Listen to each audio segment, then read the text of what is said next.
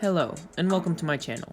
My name's Ryan, or RJR Productions, and today I'll be showing you how I made my Terminator costume from Terminator 2 Judgment Day.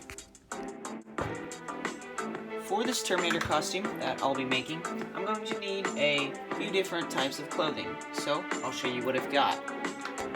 I have these nice faux leather pants, which will work great. He has some leather pants in the movie. And then I just have a random belt with just a silver belt buckle. That's really the only main detail on it.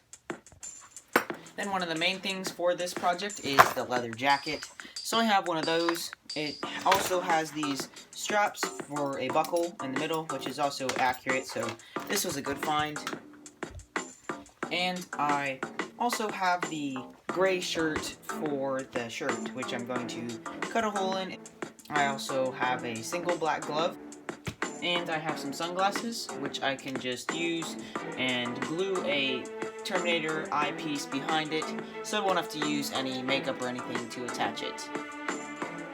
And finally, I have some boots that are my size, and they'll just work for this costume. So, that is everything I need. So now, I'll start working on all the detail pieces.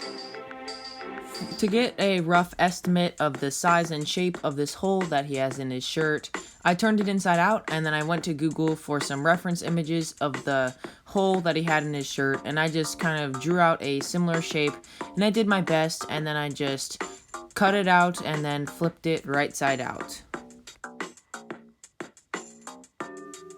Now that I have a hole cut in the front of the shirt, I'm just going to make the details that go behind it. So it's a section of the metal endoskeleton for the chest, and then it's a section of just flesh that I'm just going to use cardboard or something for and just paint it a fleshy color, and then the outside is just going to be a reddish color. So I'll do that.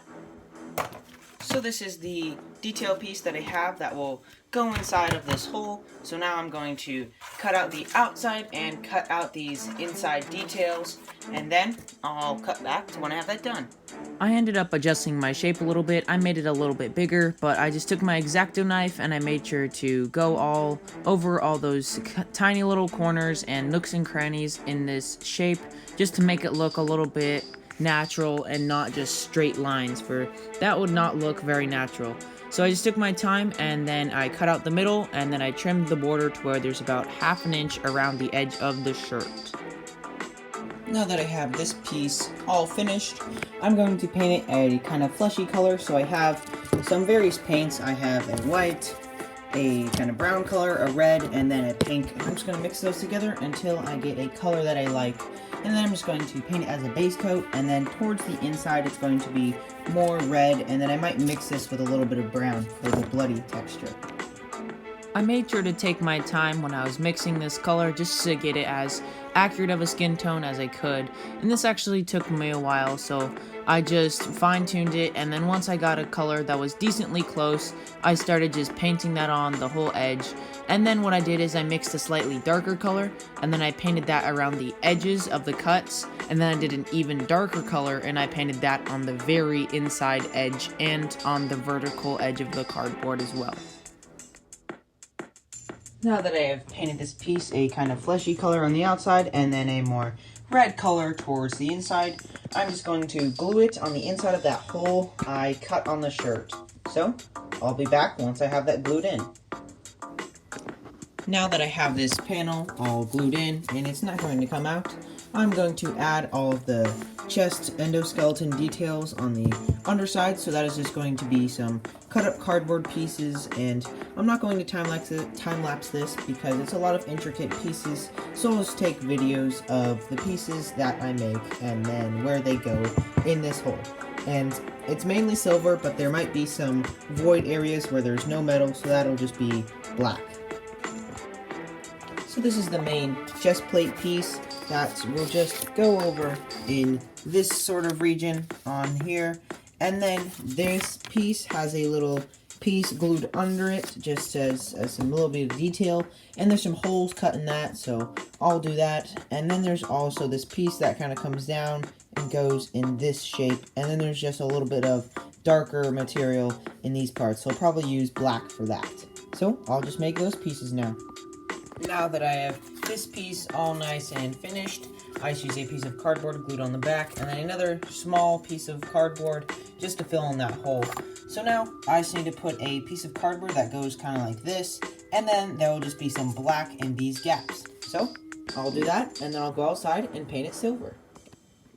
This piece on the chest is now done.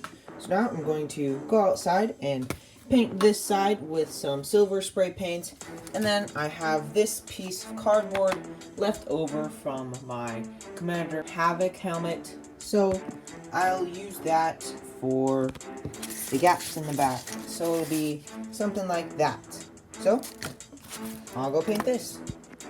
I just hit that piece with a few light coats of silver spray paint. Now I am back inside from painting this piece silver, and I also just went ahead and glued it in, and then I just glued in some black pieces of cardboard in those parts right there and there, just so you wouldn't be able to see your skin once you're wearing this shirt. So this shirt is now finished, so now I'm going to move on to the faceplate. This is one that I made in the past. The one I'm going to make now is going to be a little bit longer. This one just covers the very front of your face. What I'm going to try to do is make this one go all the way over and kind of wrap around to the side of your face. I'll show you this on a model of a styrofoam head.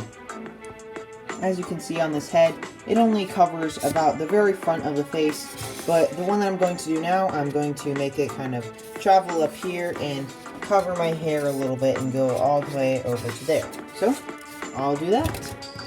So right now I'm just going to use this styrofoam head as a little bit of reference for me aligning this step properly, but what I will do is just kind of trace out a shape that I would like. So my idea is that the shape that I'm going to do is going to be kind of like this. Then it's going to go out here, wrap around that, kind of have some jagged edges, then come back down, wrap around to there, then go back up and finish around there. So I'll just trace that out on a piece of scratch paper. Once I had the rough idea of what my faceplate template was going to look like, I just traced part of my old one as a little bit of reference, and then I just freehanded it and made it look very jagged and natural, and then I cut out that shape and I added all the details to it, such as the placement of the eye, and that took me a little while, but I just kind of looked at the similar shape from my old one, and then once I was happy with that, I just drew all of the other details on it. So there's a couple seam lines, but this eye hole is very particular and you need it to look accurate, and if it's a little wonky then it might look weird, and I like the shape of my old one, so I just made sure to copy it and just put it on the new one, and then I just copied it and then traced it out onto my template.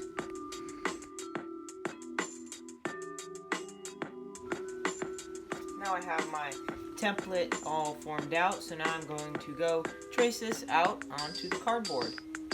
Once I had that piece traced out on the cardboard, I took my time, same as the chest, and I just used a scalpel just to cut out the clean edges, and this was going to be my mock-up piece. So this is just another template, but this is a little bit thicker and it's more rigid, so it'll be easier to trace if I ever want to make more than one of this. So I just made sure to take my time and cut out all the details, and then I just drew a couple of the seam lines on it. This is the cutout piece. It's nice and curved, so what I did is I just popped out a lens on the sunglasses, because this piece is just going to kind of fit in there like that, just so you can see the eye a little bit more when you're wearing it. So I'm going to put a piece of cardboard behind this on that's going to be black, kind of like this one. So right now I need to make the eyepiece, and then I also need to make all of the details and bezels and stuff all around this. And then once I have that done, I'll add all the details here, and then it can be painted. This is the step where I took my marker and I just drew out all of those detailed panel lines on my template, and then I drew them out on this piece of cardboard, and then once I was happy with that, I just experimented and tried to see if scoring the cardboard would work on the finished piece. Now that I know all of the main details that are going to go on this piece, I'm going to go and transfer this onto some thin cardboard such as cereal box cardboard. Any thin cardboard would work for this step. I used a pancake mix box just because that's what I had, but I usually use cereal box cardboard, hence why I call it cereal box cardboard. It's pretty much all the same stuff. I ended up messing up on my first one because I put those screw details on the front side, so I just retraced it and then I glued the screws onto the back side this time, making sure to do it right. Then I just did the other panel lines, such as the lower cheek and the upper temple. The temple piece actually has a lot of detail, so I just looked at a reference image and I tried to do my best at formulating what it looks like, and I just did what looks right to me. It's probably not very accurate, but to me it looked good. So then I glued that piece on, and then I took a barbecue skewer, for that will be painted silver, and then once I had all my pieces, I was ready to paint. Now I have all these faceplate details done. So I have the main piece with all these details at the back side, then I have the two screw holes, and then the eye hole with this little bezel around the edge. And then on the back side, I have a layer of cardboard around this edge, just so there'll be a little bit more of a gap once I place this piece of cardboard behind that. Then I have the eye lens here, which will just sit on that, kind of like this. And then I have this flat piece of cardboard, which will sit right here.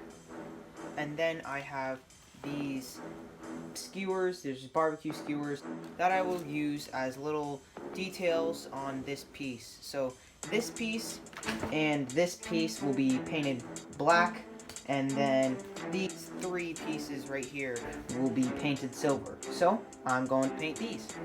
A cool trick for painting anything small is to put it on a piece of masking tape so it won't blow anywhere.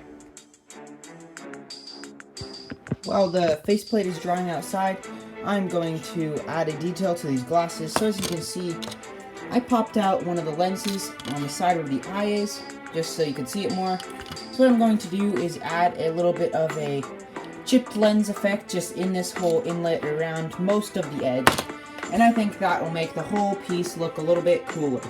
Now that I have all of these pieces back inside from painting, I can go ahead and glue them all together, and then I can glue them inside of the sunglasses. Now that I have this whole piece glued together, I'm going to take some of this plastic that I have. I'm just going to use this red marker and color it red and then glue it in on top of that piece. This is what the finished glasses look like. I just put some red paint around the edges, and I also just glued it on with the lens in the middle. So if you wanted to, you could shine a light out of it. So now, this is it. That is my finished Terminator costume. So now, I'll cut to the outro. This project was really fun to make, and I highly recommend that you make it too. I've always wanted to make a Terminator costume, and I've finally done it, and I really like how it came out. If you have any suggestions on what I should make next, please leave them in the comments down below. This has been RJR Productions, signing off. Till next time.